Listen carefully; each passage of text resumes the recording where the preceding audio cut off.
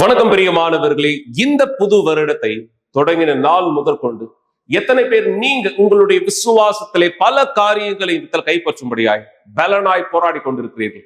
உங்களுடைய குடும்பங்களுக்குள்ளாக ஆசீர்வாதங்களை பார்க்க, உங்களுடைய வேலை வியாபாரத்திலே பதில்களை பார்க்க, உங்களுடைய சரீர ரீதியாய் கைப்பற்ற விரும்புகிற பல ஆசீர்வாதங்களை பெற்றுக்கொள்ளும்படி நீங்கள் உங்களுடைய திட்டங்களை வகுத்தவராய் நீங்க அதுக்காக இந்த போராடிட்டு இருக்கீங்க.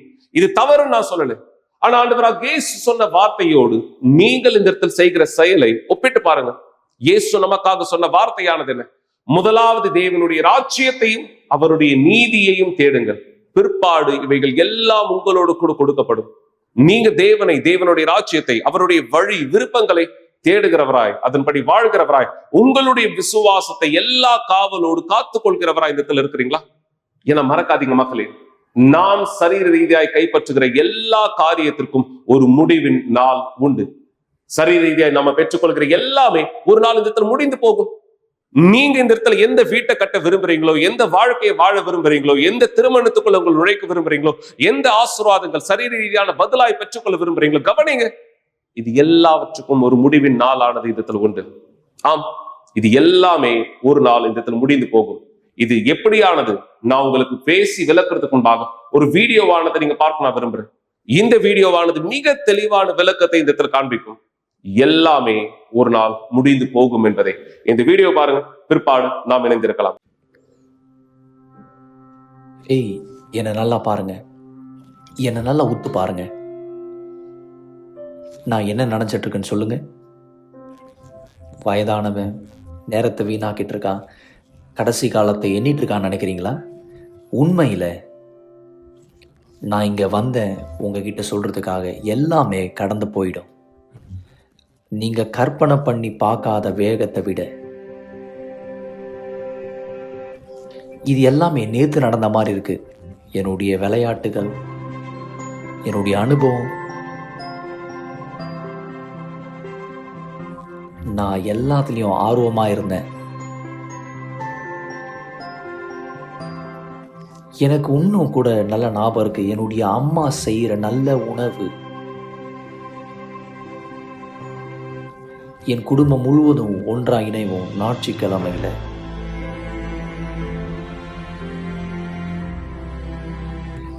எல்லாமே நான் அடைஞ்சேன். என்னுடைய கனவுகள் எல்லாமே நிறைவேற்றப்பட்டது. நான் விரும்பாதது எல்லாமே எனக்கு நடைபெற்றது. என் கண்களை திறக்கும் போது எனக்கு 50 வயசா இருந்தது, 70 ஆச்சு, 90 ஆச்சு. எல்லாமே கடந்து போயிடுச்சு. எவ்வளவு நாட்கள்? எதுவுமே இல்லை, எல்லாமே கடந்து போயிடுச்சு. இது எல்லாமே கொஞ்ச நேரம் மட்டும்தான் இருக்கும்.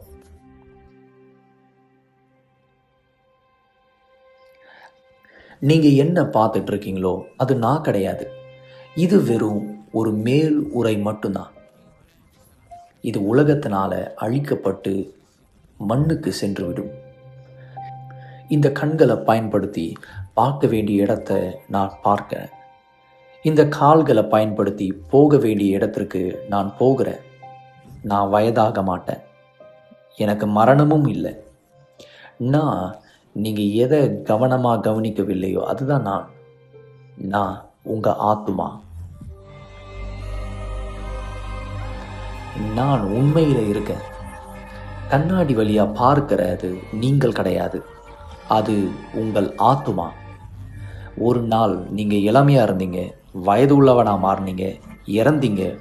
உங்களுடைய ஆத்துமா நித்திய கால வாழ்க்கை அடைய போய்விடும். எப்பயாவது நின்று யோசிச்சு பார்த்துருக்கீங்களா?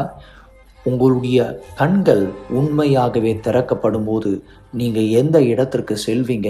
நான் இதை ஆத்துமாவை குறித்து சொல்றேன்.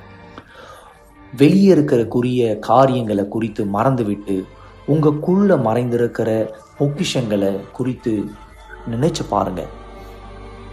இது எல்லாத்தையும் நீங்க தெரிஞ்சுக்கணும்னா உங்கள் ஆத்துமாவை குறித்து நீங்கள் இந்த புஸ்தகத்தை, பரிசுத்த புஸ்தகத்தை நீங்கள் தியானிக்க வேண்டும். மிக சரியாக நீங்க பார்த்த பிரகாரம் நம்முடைய இளமை ஒரு நாள் இந்த இடத்துல முடிவுக்கு வரும். ஏன்னா வயதானது நமக்கு நிச்சயம் இந்த இடத்துல ஆகும். உங்களுடைய பொருள் ரீதியான கைப்பற்றுதல் ஒரு நாள் இந்த இடத்துல தெரிந்து போகும். உங்களுடைய பணம், உங்களுடைய வீடு, உங்களுடைய பொருள் எல்லாமே ஒரு நாள் இந்த இடத்துல முடியும்.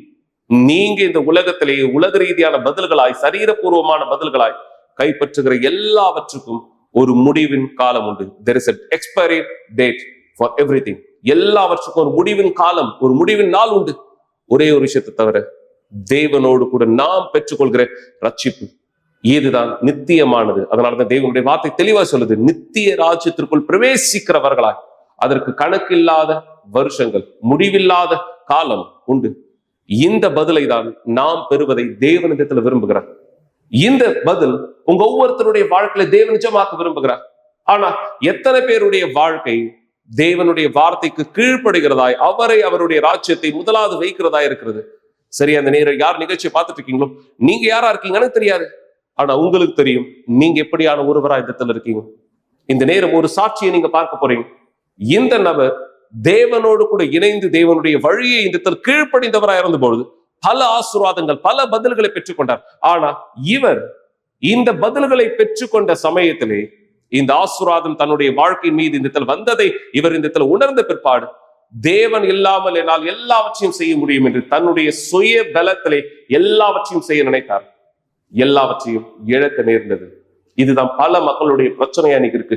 தேவன் கொடுக்கிற சில பதில்கள், சில ஆசீர்வாதங்கள் தங்களுடைய வாழ்க்கையினுடைய சொந்த அறிவு, திறமை, பலனாலே கைப்பற்றக்கூடியது என்று நினைத்து மக்கள் பாவத்திற்குள்ளாக விழுகிறவராய் இந்த இடத்துல இருக்கிறார்கள். அந்த பாவம் அவர்களை ஆள தொடங்குகிறது. இந்த நேரம் இந்த நபர் எந்த செயலானது செய்தார்? இவர் எப்படி விசுவாசத்தினுடைய வழியை விட்டு விலகினார்? இன்று இந்த சாட்சி சொல்வதற்கான காரணமானது என்ன?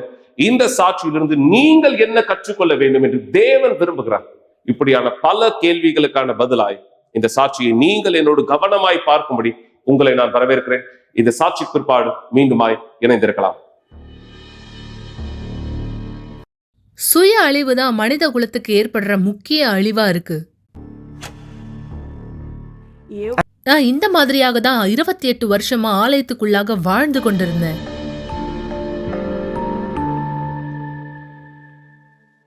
விசுவாசம் எனக்கு கைப்பற்றக்கூடிய வாய்ப்புகளை தந்தது. என்னால யோசிக்க முடியாதது கூட நான் கைப்பற்றினேன். இன்னைக்கு நான் வியாபாரம் செய்யக்கூடிய பெண்மணியா இருக்கேன். எனக்கு சொந்த வீடானது இருக்கு. இவை எல்லாமே தேவன் எனக்கு கொடுத்தார். எனக்கு மேலும் 2 கம்பெனியானது இருக்கு. இருந்தாலும் அங்கதான் நான் தவறு செய்ய ஆரம்பிச்சேன். என்னுடைய விசுவாசத்தை நான் சரீரபூர்வமான ஆசீர்வாதத்தை பெறறதுக்கு பயன்படுத்தினேன். இருந்தாலும் எனக்குள்ளாக இருந்த வெறுமையை அந்த பணத்தினால போக்க முடியல. நான் மேற்கொண்ட பயணங்கள், என்னுடைய காருகள், அழகான இடங்கள் எதுவுமே எனக்குள்ள இருந்த வெறுமையை நிவர்த்தி செய்யல. இந்த காரணத்தினாலதான் நான் என்னுடைய கார் எடுப்பேன், வேகமா தெருக்கல்ல ஓட்டுவேன். அதன் மூலமா நான் மறிக்கலாம்னு நினைச்சேன். நான் பரிசுத்த ஆவியானவரை முன்னாடி வைக்காத காரணத்தினால தவறான காரியங்களை செய்ய ஆரம்பிச்சேன், தவறான தீர்மானங்களை எடுக்க ஆரம்பிச்சேன். அதுல ஒண்ணுதான் என்னுடைய திருமணம். என்னுடைய முதல் திருமணம் நிலைச்சு நிக்கல. அதுல பலவிதமான கஷ்டங்கள், சோதனைகள், எல்லாம் அதிர்ச்சியா இருந்தது. மறுபடியும் 2வது முறையும் நான் தவறான திருமணத்தை தேர்ந்தெடுத்தேன்.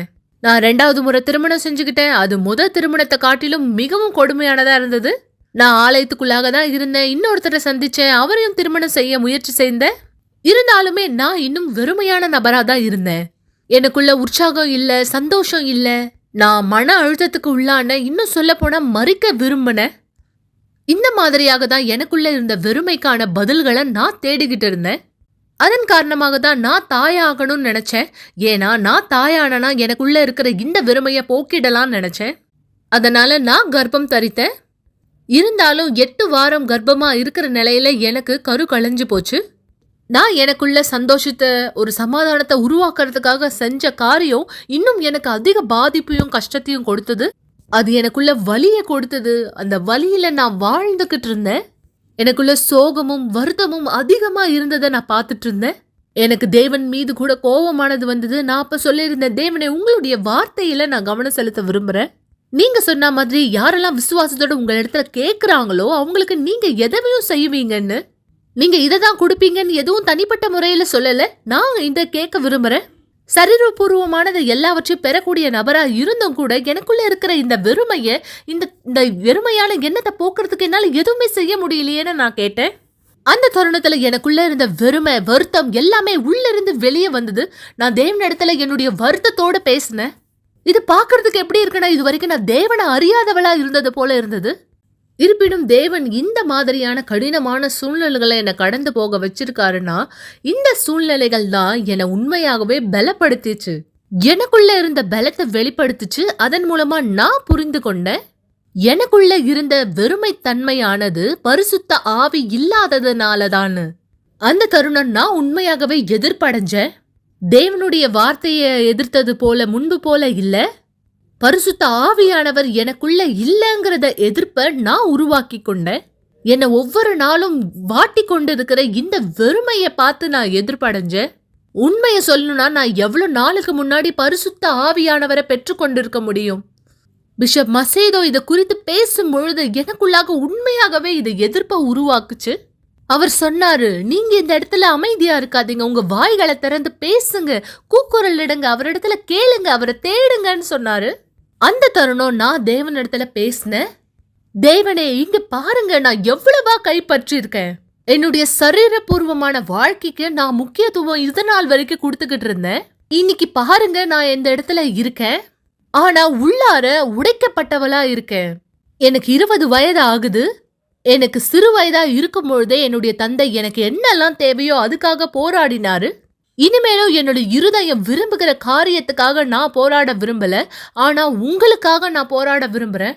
என்னை முழுமையா உடைத்து அருளுங்க, என்னை முழுமையா ஏற்றுக்கோங்கன்னு நான் ஜபிச்சேன். முழுமையா என்னை உடைங்க ஆண்டவரேன்னு நான் சொன்னேன். என்னை புதிதா உருவாக்குங்க, எனக்குள்ள உங்க பரிசுத்த ஆவியானவர் மட்டும்தான் வேணும்னு நான் சொன்னேன். அவர் இல்லாம என்னால இது எதையுமே செஞ்சிருக்க முடியாது. அதன் பிற்பாடு நான் கூட்டத்துல கலந்து கொண்ட பிற்பாடு நான் போதகர் இடத்துல சென்று பேசியிருந்தேன். நான் சொல்லியிருந்தேன், பாஸ்டர் நான் இப்பவே ஞானஸ்தானம் எடுக்க விரும்புறேன், இப்பவே. அதன் பிற்பாடு பாஸ்டர் எனக்கு ஒரு கிளாஸ் தண்ணியில ஞானஸ்தானத்தை கொடுத்தாரு. அவர் தண்ணீரை என் மீதாக ஊற்றினாரு, எனக்கு ஞானஸ்தானத்தை கொடுத்தாரு. நான் அந்த இடத்தை விட்டு போகும்போது மிகவும் சந்தோஷமா போனேன். இதுதான் தேவன் பரிசுத்த ஆவியானவர் நெடுநாளா என்கிட்ட இருந்து கேட்டுக்கொண்டிருந்தாரு. அதன் பிற்பாடு 2023 இஸ்ரவேல் சிறப்பு நிகழ்ச்சியானது வந்தது. இது உண்மையாகவே வித்தியாசமான இஸ்ரவேல் சிறப்பு நிகழ்ச்சியா இருக்கும். இதுவரை நான் செஞ்ச இஸ்ரவேல் சிறப்பு நிகழ்ச்சியில இருந்தது போல இல்ல. இனிமேலும் என்னுடைய கவனம் குழந்தைகள் மீது கிடையாது. ஏன்னா நான் அதை ஏற்கனவே இழந்துட்டேன், சந்தோஷத்தை இழந்துட்டேன், என்னுடைய சமாதானத்தை இழந்துட்டேன், என்னுடைய எதிர்பார்ப்புகள், என்னுடைய வாழ்க்கையின் எதிர்பார்ப்பு அனைத்தையும் நான் இழந்துட்டேன். என்கிட்ட எதுவுமே இல்லை, எனக்கு எதுவும் வேணாம். நான் இனிமேலும் போராடக்கூடிய ஒரே விஷயமா இருந்தவர் பரிசுத்த ஆவியானவர். அந்த சிறப்பு நிகழ்ச்சியில நான் பரிசுத்த ஆவியானவருக்காக தான் போராடினேன்.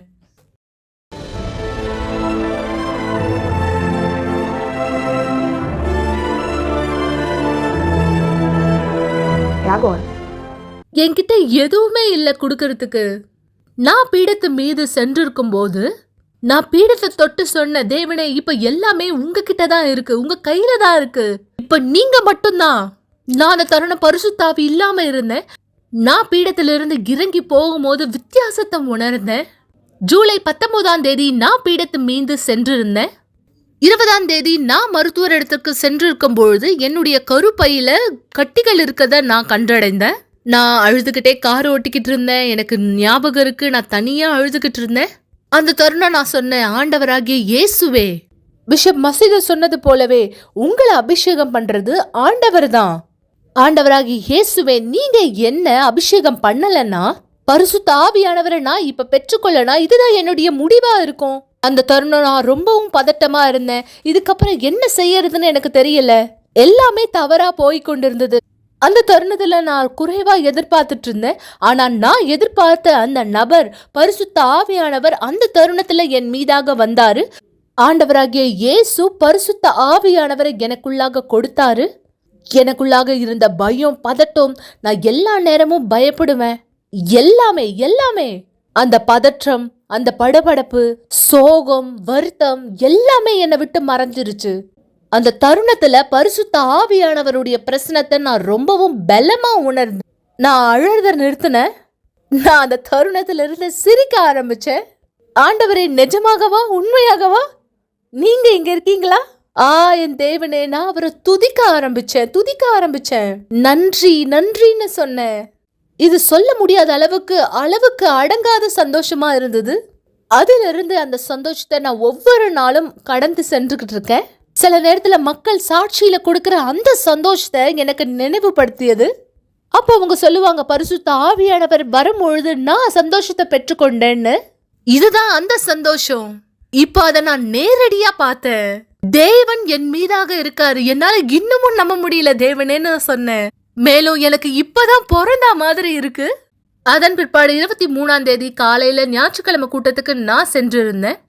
அதன் பிற்பாடு நான் கழிவறையை பயன்படுத்தின அந்த கழிவுல எல்லா விதமான கட்டிகளும் எனக்கு வெளியேறிச்சு. என்ன பரிசோதனை செஞ்சு பார்த்த அந்த மருத்துவரை நான் திரும்ப சென்று சந்திச்சேன்.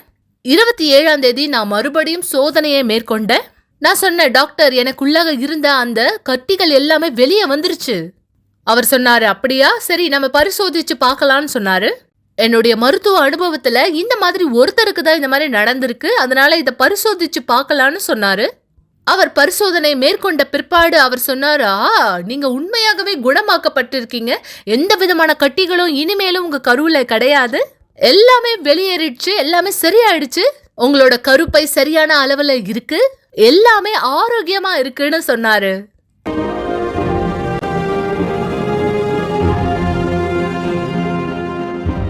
இன்னைக்கு இனிமேலும் என்னோட திருமணத்துல பிளவு கிடையாது. நான் டைவர்ஸ் ஏற்படுத்தி கொள்ளல. என்னுடைய 3வது திருமணம் ஆசீர்வாதமா இருக்கு. நான் தேவனுக்கு நன்றி செலுத்துறேன், எனக்கு ஆசீர்வதிக்கப்பட்ட கணவரை கொடுத்ததுக்காக. அவரும் கூட விசுவாசத்துல இருக்காரு. நாங்க ஒரே விசுவாசத்துல தேவனை வணங்குறோம். இன்னைக்கு வெளிப்புறத்துல இருந்து வர சந்தோஷம் எனக்கு தேவையில்லை. ஏன்னா நான் முன்பாக இருந்த உறவுல வெளியிருந்து சந்தோஷத்தை எதிர்பார்ப்பேன். அதன் மூலமா நான் உள்ள நிரப்பப்பட்டவளா இருக்கிறதுக்காக. ஆனா இன்னைக்கு எனக்குள்ளாக என்ன இருக்கோ அது என்னோட வெளிப்புறத்துல வெளிப்படுது.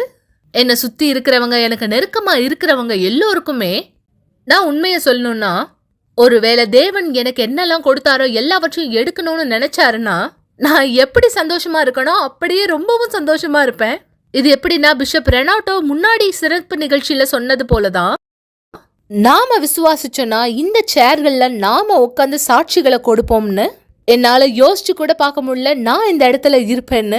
இந்த முக்கியமான தருணத்துல நான் ஒண்ணு மட்டும் பதிவு செஞ்சுக்க விரும்புறேன். தேவன் என்ன தேர்ந்தெடுத்திருக்காரு. சரியாக இதுதான் ஆண்டவராக இயேசு நமக்கு கொடுத்தது. முதலாவது அவருடைய ராஜ்யம், அவருடைய நீதி, பிற்பாடு இவை எல்லாமே நம்மோடு கூட கொடுக்கப்படும். உங்ககிட்ட என்ன இல்லைன்றது குறித்து கவலைப்படாதீங்க. ஆனா ரட்சிப்பு இல்லைன்னு சொல்லக்கூடிய ஒருவரா இருக்கீங்கன்னா உங்களுடைய முழு கவனமும் அந்த ரட்சிப்பை பெறுவதன் மீதா இந்த இடத்துல இருக்கணும். மக்களே, உங்களுடைய வாழ்க்கையில ரட்சிப்பானது இந்த இடத்துல உறுதிப்படுத்தப்படாவிட்டால் நீங்கள் இந்த உலகத்தினுடைய மிகப்பெரிய கோடீஸ்வரராய், இந்த உலகத்திலே மிகப்பெரிய ஒரு ஆசீர்வாதமான நபர் என்று சொல்லக்கூடியவராய் கூட இருக்கலாம், அது வெறும் குப்பைக்கு சமானம். ஏன் நான் அப்படியா சொல்றேன்? என தேவன் இல்லாதவர்கள், தேவனுடைய ராஜ்யம் இல்லாதவர்கள், தேவனுடைய பலன் இல்லாதவர்கள், அவர்கள் தங்களுடைய மரணத்துக்கு பிற்பாடு சந்திக்கக்கூடிய சூழ்நிலை என்ன? நீங்க தேவனுடையவரானால் நித்திய ராஜ்யம், தேவனுடையவராய் இல்லை என்றால் எது? நீங்க இந்த இடத்துல அறிந்தவரா இருக்கீங்க, நான் சொல்ல வேண்டிய அவசியமானது கிடையாது. எனவே உங்களுடைய விசுவாசத்தை எல்லா காவலோடு பாதுகாத்துக் கொள்ள நீங்கள் வரவேற்கப்படுகிறீர்கள். மிக சரியாய் நாளை இரவு 7 மணிக்கு நம்முடைய எல்லா ஆலயங்களிலே நீங்கள் இந்த விசுவாசத்தில் வரவேற்கப்படுகிறீர்கள். கிறிஸ்து இயேசுடைய சரீரத்தின் அங்கத்தினர்களாய் நாம் எப்படியானவராய் இந்த இருப்பது, அவருடையவராய் அவருடைய வழியிலே நாம் இப்படியானவராய் வாழ்வது, இந்த மிக சிறப்பான வேதாகம பாடத்திலே நீங்கள் எங்களோடு இணைய வரவேற்கப்படுகிறீர்கள். நாளை இரவு 7 மணி கூட்டத்திலே. மக்களே, தேவனோடு உங்களுடைய விசுவாசத்தை பலப்படுத்திக் கொள்ளக்கூடிய கூட்டம். இந்த விசுவாசத்தில் நீங்கள் எங்களோடு இணைய ஆலயத்தின் முகவரியை தெரிந்து கொள்ள விரும்புறீங்கன்னா ஸ்கிரீன்ல பார்க்கிற இந்த தொலைபேசி எண்களை தொடர்பு கொள்ளலாம். போன் மூலமாக அல்லது வாட்ஸ்அப் மூலமாக உங்களுக்கு அருகில் இருக்கக்கூடிய யூனிவர்சல் ஆலயம் தேவனுடைய ராஜ்யம் என்ன என்பதை அறிந்து எங்களோடு விசுவாசத்தின் சிறப்பான பாடத்தில் ஒன்றிணையுங்கள். இந்த நேரம் உங்களோடு சேர்ந்து இந்த ஆசீர்வாதத்தை நான் அறிக்கை செய்ய விரும்புகிறேன். இந்த ஜெபத்தின் மூலமாக, இந்த ஜெபத்தை நாம செய்யறதுக்கு முன்பாக ஒரு அருமையான இன்னொரு வாழ்க்கை மாற்றத்தினுடைய சாட்சி பாருங்கள். இந்த சாட்சியை தொடர்ந்து நாம் தேவனுடைய பலனுக்காய் ஒன்று சேர்ந்து ஜெபிக்கலாம். வணக்கம், என் பேர் சுபாஷினி. சர்ச்சு முன்னாடி என் வாழ்க்கை ரொம்ப அழைக்கப்பட்டதா இருந்தது. எனக்கு சின்ன வயசுல இருந்து ஒரு வீசிங் ப்ராப்ளம் எனக்குள்ளாக இருந்தது. ஒரு 10 வருஷமா எனக்கு மூச்சு வாங்கிட்டே இருக்கும். எங்க அம்மா எங்க அப்பா என்ன ஹாஸ்பிட்டலுக்கு எல்லாம் கூட்டின்னு போவாங்க. ஆனா அது எனக்கு எதுவுமே சரியாவே இல்லை. நிறைய மாத்திரை கொடுப்பாங்க, அதை நான் போட்டுனே இருப்பேன். ஆனா எனக்கு மூச்சு வாங்குறது மட்டும் நிக்கவே இல்லை. ஒரு வாட்டி வந்து எங்க அப்பா வந்து எங்க அம்மா சண்டை போட்டுன்னே இருப்பாரு. "நீ வந்து உங்க பொண்ண ஹாஸ்பிட்டல் தான் கூட்டின்னு போற. ஆனா எதுவுமே சரியாக மாட்டேன்துன்ட்டு." எங்க அப்பா வந்து இதனாலேயே ரொம்ப அதிகமா குடிக்க ஆரம்பிச்சாரு. எங்க அப்பாவுக்கு வந்து அதிகமா சண்டை ஆகும். எங்க அப்பா அந்த ரோட்லயே வந்து எங்க அம்மா அடிச்சுட்டே இருப்பாரு. எங்களுக்குள்ளாக எங்க 3 பேருக்குள்ளாக ஒரு சமாதானமே இல்லாத மாரி தான் நாங்க இருந்தோம். எனக்கு நைட்ல வந்து இந்த மூச்சு வாங்கிட்டே இருக்கு. ஆனா தூக்கமே வராது. ஒரு பயமா இருக்கும். நான் இருப்பேனா, இருக்க மாட்டேனா, இறந்துருவேனான்ட்டு அது நெறைய நான் யோசிச்சுட்டே இருப்பேன். ஏன்னா தூக்கம் இல்லாம ஒரு தன்மையில நான் இருந்தேன். அதுக்கப்புறம் வந்து எங்க அப்பா வந்து இதனாலேயே ரொம்ப குடுப்பத்துல அடிமையாயிட்டாரு. ஒவ்வொரு நாளும் எங்க வீட்ல பிரச்சனை தான் இருக்கும் தவிர, நாங்க சரியாவே தூங்க மாட்டோம். எனக்கு இந்த வாழ்க்கை வேண்டான்ட்டு நாங்க ஃப்ரெண்டு வீட்டுக்கெல்லாம் நெறைய வாட்டி போவேன். என் ஃப்ரெண்டுக்கு வந்து ஃபோன் பண்ணுவாங்க. "நீ உங்க வீட்ல இருக்க வேண்டாம். நீங்க வந்துடுங்க. நாங்க இங்க பார்த்துப்போம்ன்னு" சொல்லுவாங்க. எங்க சொந்தக்கார வீட்டுக்கும் நாங்க போயிட்டே இருப்போம். ஆனாலும் என் பிரச்சனை வந்து எங்கேயுமே மாறவே இல்ல. திருப்பியா எனக்குள்ளாக நிம்மதி இல்ல. வந்து நான் ஏன் இப்படி இருக்கிறேன்ட்டு எனக்குள்ளாக ஒரு தற்கொலை எண்ணம் வந்து அதிகமா நான் யோசிப்பேன். நான் இறந்துடலாம். என்னால வந்து எங்க ஃபேமிலியே கஷ்டப்படுறாங்க. நான் எதுக்கு இந்த இடத்துல இருக்கணுன்ட்டு நெறைய வாட்டி வந்து எனக்குள்ளாக தற்கொலை எண்ணம் தான் எனக்கு நெறைய கேட்கும். நான் இருக்கக்கூடாது. நான் இறந்துடணுன்ட்டு. ஒரு வாட்டி வந்து நான் என்ன பண்ணேன்னா, நான் வந்து மருந்தாந்து நான் குடிச்சா நான் எதுக்கு இருக்கணுன்ட்டு. எங்க ஃப்ரெண்டுங்களுக்கு தான் அந்த பிரச்சனை தெரியும். எங்க வீட்ல யாருக்குமே தெரியாது. நான் சாவ போறேன்ட்டு அந்த மருந்தாந்து நான் வந்து வீட்டுக்கு கடைக்கு போயிட்டு நான் வாங்கிட்டு வந்தேன். அது குடிக்கிறதுக்காக. அப்புறம் என் ஃப்ரெண்டுங்க வந்து பார்த்து என்ன திட்டுனாங்க, என்ன அடிச்சாங்க. "நீ எதுக்கு இந்த மாரியெல்லாம் பண்றன்ட்டு?" அப்ப நான் சொன்னேன், "என் வாழ்க்கையே இப்படி இருக்கு. நான் எதுக்கு இருக்கணுன்ட்டு." அதுக்கப்புறம் வந்து எங்க அம்மா வந்து எனக்கு ஃபோன் பண்ணாங்க. "இந்த மாரி எல்லாமே சரியாயிடும்மா. நீ எதுவுமே பண்ணிக்காதன்ட்டு" சொன்னாங்க. நான் நம்பவே இல்ல. "நான் இறந்துருவேன்ம்மா. நீங்களே என்னால ரொம்ப சண்டை போட்டுக்கிறீங்க. வீட்ல வந்து நிம்மதியே இல்லன்ட்டு" தான் நான் யோசிச்சுட்டு இருந்தேன். அதுக்கப்புறம் எங்க அம்மா வந்து ஆ சர்ச்சுக்கு ஆரம்பிச்சாங்க. எனக்காக போனாங்க ஃபர்ஸ்ட்டு. என் பொண்ணு சரியாயிடும். இந்த மூச்சு பிரச்சனை வந்து இருக்கக்கூடாதுன்ட்டு எங்க அம்மா சர்ச்சுக்கு ஆரம்பிச்சாங்க. எனக்கு வந்து எங்க அம்மா நான் திட்டுவேன்ம்மா, "நீ எதுக்கும்மா போற அந்த இடத்துக்கு? நானே எதுவுமே மாறவே இல்ல. நீ அங்கெல்லாம் போகாதம்மான்ட்டு" நான் எங்க அம்மாவ வந்து திட்டிட்டே இருப்பேன். ஒவ்வொரு நாளும் நான் திட்டிட்டே இருப்பேன். ஆனா எங்க அம்மா வந்து என் பேச்சையே கேட்க மாட்டாங்க. அவங்க வந்து சர்ச்சுக்கு போவேன். இயேசு வந்து நம்மளுக்கு உதவி செய்வாங்கன்ட்டு சொன்னாங்க எங்க அம்மா. ஆனா என் ஃபோட்டோ, என் தண்ணி பாட்டில் எல்லாம் எடுத்துன்னு போவாங்க. எனக்காக வந்து சர்ச்சுக்கு வந்து ஜெபிப்பாங்க. என் பொண்ணு சரி பண்ணுங்க. என் பொண்ணுக்கு இந்த பிரச்சனை வரக்கூடாதுன்ட்டு எங்க அம்மா ஒவ்வொரு நாளும் வந்து ஜெபம் பண்ணே இருப்பாங்க. ஆனாலும் எங்க அம்மா வந்து நான் திட்டிட்டே இருப்பேன். "நீ போற, ஆனா எதுவுமே மாறவே மாட்டேங்குது. நீ எதுக்கு போற? நீ போறதே வேஸ்ட்டு தான்ட்டு" எங்க அம்மாவ நான் வந்து அதிகமா திட்டுவேன். என் பேச்சு கேட்காம எங்க அம்மா வந்து அங்க சர்ச்சுக்கு போயிட்டே இருப்பாங்க. ஒரு நாள் வந்து எங்க அம்மா என்ன சும்மா கூப்பிட்டுன்னே இருந்தாங்க. "நீயும் வாடி சர்ச்சுக்கு வா. நீயும் சரியாயிடுவேன்ட்டு" சொல்லினே இருந்தா. நான் வரமாட்டேன். "நீ போறதுக்கு எதுக்கும்மா அவ்வளோ? நான் வந்தா என்ன ஆகுன்ட்டு" எங்க அம்மாவ நான் திட்டிட்டே இருப்பேன். இன்னொரு நாள் வந்து எனக்குள்ளாக ஒரு சத்தமானது, "நான் சர்ச்சுக்கு போலாம். நான் எதுக்கு இந்த மாரி இருக்கிறேன்? எங்க அம்மா தான் இவ்வளோ வாட்டி கூப்பிடுறாங்களேன்ட்டு." சர்ச்சுக்கு போனது எங்க அம்மாக்காக தான் நான் ஃபர்ஸ்ட்டு போயிட்டே இருந்தேன். ஒரு வாட்டி வந்து வெள்ளிக்கிழமையில நான் சர்ச்சுக்கு போனேன். வெள்ளிக்கிழமை போம்போது அந்த இடத்துல எனக்கு எதுவுமே புரியவே இல்ல. ப்ரேயர் பண்ணே இருந்தாங்க. விடுதலைக்காக ஜெபம் பண்ணாங்க. யார் வாழ்க்கையில வந்து ஒவ்வொரு பிரச்சனையும் சந்திக்கிறாங்கன்ட்டு ஒவ்வொரு ப்ரேயர் பண்ணே இருந்தாங்க. ஆனா வந்து எனக்கு எதுவுமே புரியாம தான் எங்க அம்மா பக்கத்துல உட்கார்ந்தேன். அதுக்கப்புறம் வந்து எனக்கு வந்து இந்த இடத்துக்கு வந்த உடனே ஒரு விடுதலையானது நான் பார்த்தேனே. ஏன்னா 10 வருஷம் வேசிங் பிரச்சனை நான் சந்திச்சிருந்தேன். ஆனா டாக்டர் கிட்ட ஹாஸ்பிட்டலுக்கெல்லாம் போனேன். எனக்கு எதுவுமே ஆவல. எங்க அம்மா வந்து என் ஃபோட்டோ, என் தண்ணியானது எடுத்துன்னு வந்தாங்க வீட்டுக்கு. நானும் வெள்ளிக்கிழமையில போனேன். அப்புறம் தண்ணியும் குடிச்சிட்ட உடனே எனக்கு வந்து வேசிங் பிரச்சனையே இல்லாம இருந்தது. அதுக்கப்புறம் வந்து நான் விசுவாசத்துல அதிகமா ஸ்ட்ராங் ஆயிட்டே இருந்தேன். தேவன் வந்து எல்லாமே என்ன மாத்துவாருன்ட்டு நான் அது ஒரு விசுவாசமா நான் பார்த்தேன். எனக்குள்ளாக அது சமாதானமானது இருந்தது. எனக்குள்ளாக நிம்மதி இருந்தது. ஃபர்ஸ்ட்டு வந்து நான் நிம்மதி இல்லாம தான் நான் இருந்தேனே. வெள்ளிக்கிழமை ஒவ்வொரு நாளும் ஒரு செங்கல் பிரேயர்ன்னு நான் பண்ணேன். தேவனே எல்லாமே மாத்துனீங்க. எனக்குள்ளாக இந்த தற்கொலை எண்ணத்த நீங்க மாத்துவீங்கன்ட்டு, ஒவ்வொரு வெள்ளிக்கிழமை நான் என்ன பண்ணேன்னா ஜெபிச்சேன். தேவனே இத மாத்துங்க. நான் உங்க கூட விசுவாசம் இன்னும் அதிகமா போணுன்ட்டு, வெள்ளிக்கிழமை, ஞாயிற்றுக்கிழமை தொடர்ந்து ஆலயத்துக்கு போயிட்டு இருந்தேன். நானும் எங்க அம்மாவும். ஒரு வாட்டி வந்து ஆ பரிசுத்த ஆவிய பத்தி சொன்னாங்க. எனக்கு அப்போ வந்து பரிசுத்த ஆவி யாருன்னு தெரியாம தான் இருந்தது. தெரியாம அந்த டைம்ல வந்து எனக்காக பேசுனாங்க. சர்ச்சுல பரிசுத்த ஆவி வந்து தேவோட ஆவின்ட்டு பேசினே இருந்தாங்க. அதுக்கப்புறம் இல்ல எனக்கு பரிசுத்த ஆவி வேணும். தேவன் வந்து எனக்கு தேவை அதிகமான்ட்டு நான் லட்சியத்துல இன்னும் அதிகமா முன்னோக்கியத்தோட போவோன்ட்டு நான் தீர்மானிச்சேன். ஒரு வாட்டி வந்து இல்ல எனக்கு பரிசுத்த ஆவி வேணுன்ட்டு நான் தியாகம் பண்ணேன். நான் வீட்டாண்டேருந்து தினமும் சர்ச்சுக்கு நடந்து வருவேன். தூரமா இருந்தாலும் நான் சர்ச்சுக்கு நடந்து வருவேன். தேவனே நீங்க எல்லாமே மாத்துனீங்க. எனக்கு வந்து உன்னோட பரிசுத்த ஆவி வேணும். இன்னும் அதிகமா உன்னோட விசுவாசத்திலும், ரட்சிப்பிலும் நான் வந்து முன்னோக்கியத்தோட போணுன்ட்டு நான் விசுவாசிச்சேன், அதுக்கு செயல்படுத்தினேன். அதிகமா பைபிள் படிச்சுன்னு இருந்தேன், அதிகமா ஜெபிச்சேன். தேவனோட ஆவி வேணும்ன்ட்டு, பரிசுத்த ஆவி வேணும்ன்ட்டு. அதுக்கப்புறம் வந்து நான் என் ஃப்ரெண்டுங்கெல்லாம் வந்து எனக்கு வந்து தேவையில்லைன்ட்டு நான் புரிஞ்சுக்கிட்டேன். அதுக்கப்புறம் தேவனோட விஷயம் தான் அதிகமா நான் கவனிச்சுன்னு இருந்தேன். தேவன் தான் எனக்கு முக்கியம், இவங்கெல்லாம் யாருமே எனக்கு வேண்டான்ட்டு. தேவன் நோக்கி இன்னும் முன்னோக்கியத்தோட நான் போகணுன்ட்டு நான் தீர்மானிச்சேன். பரிசுத்த ஆவி நான் கேள்விப்பட்ட உடனே நான் பரிசுத்த ஆவிக்காக இன்னும் அதிகமா வாஞ்சையோட தேடணுன்ட்டு நான் நினைச்சேன். நைட்ல எல்லாம் ப்ரேயர் பண்ணுவேன். 3 மணிக்கு எழுந்து நான் ஜெபிப்பேன். தேவனே உன்னோட ஆவி வேணும், எனக்கு உன் பரிசுத்த ஆவி வேணும்ன்ட்டு. ஆனா சில டைம்ல எனக்குள்ளாக ஒரு சந்தேகமானது வரும். இவங்க என்ன பொய் சொல்றாங்களா, உண்மையை சொல்றாங்களான்னு தெரியலையே. பரிசுத்த ஆவின்னா யார்? இது நடக்குமா நடக்காதான்னு நான் ப்ரேயர் பண்ணே இருப்பேன். எனக்குள்ள ஒரு சத்தமானது வரும். நடக்காது, நீ ஜெபிக்கிறதே வேஸ்ட்டுன்ட்டு எனக்குள்ள சத்தமானது வரும். இல்ல தேவனே எனக்கு உன்னோட பரிசுத்த ஆவி வேணும்ன்ட்டு நான் முன்னோக்கியத்தோட நான் ஜெபிப்பேன். இது வந்து நடக்காது, நான் ஜெபிக்கிறதே வேஸ்ட்டுன்ட்டு நான் அந்த குரல் வந்து எனக்கு கேட்டுட்டே இருக்கும். இல்ல தேவனே எல்லாரும் பரிசுத்த ஆவி தேடுறாங்க, எனக்கு உன்னோட ஆவி வேணும், நான் தெரிஞ்சுக்கணும்ன்ட்டு நான் அதிகமா தேவனுக்கிட்ட வந்து ஜெபிப்பேன். நான் ப்ரேயர் பண்ணுவேன். தேவனே உங்க பரிசுத்த ஆவி எனக்கு கிடைக்கணும், பரிசுத்த ஆவி இல்லாம நான் இருக்க போறது இல்லைன்ட்டு நான் தீர்மானிச்சேன். ஒரு நாள் வந்து நான் வீட்டாண்டேருந்து தினமும் சர்ச்சுக்கு நடந்து போயிட்டே இருப்பேன்.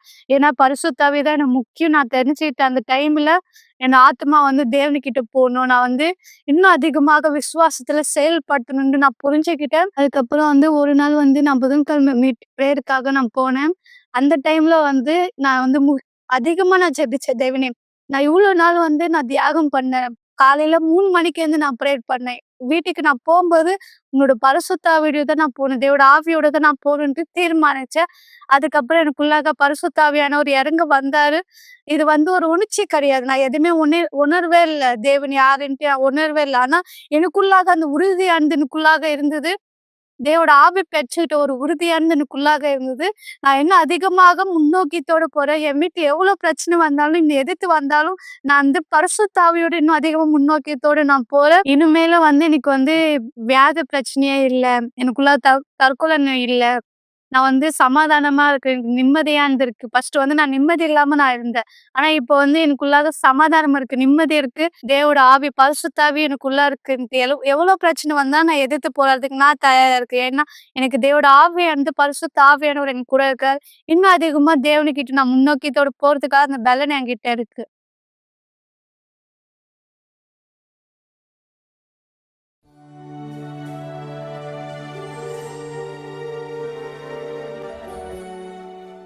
ஜெபம் தேவனுடனான நம்முடைய தொடர்பாகும். நீங்கள் சாட்சிகளை பார்த்தீர்கள், நீங்கள் வார்த்தையை கேட்டீர்கள். ஆனால் இப்பொழுது தயவு செய்து கண்களை மூடியிருங்கள். ஜெப நேரத்திற்காய் நாம் நம்மை ஆயத்தப்படுத்திக் கொள்ளலாம்.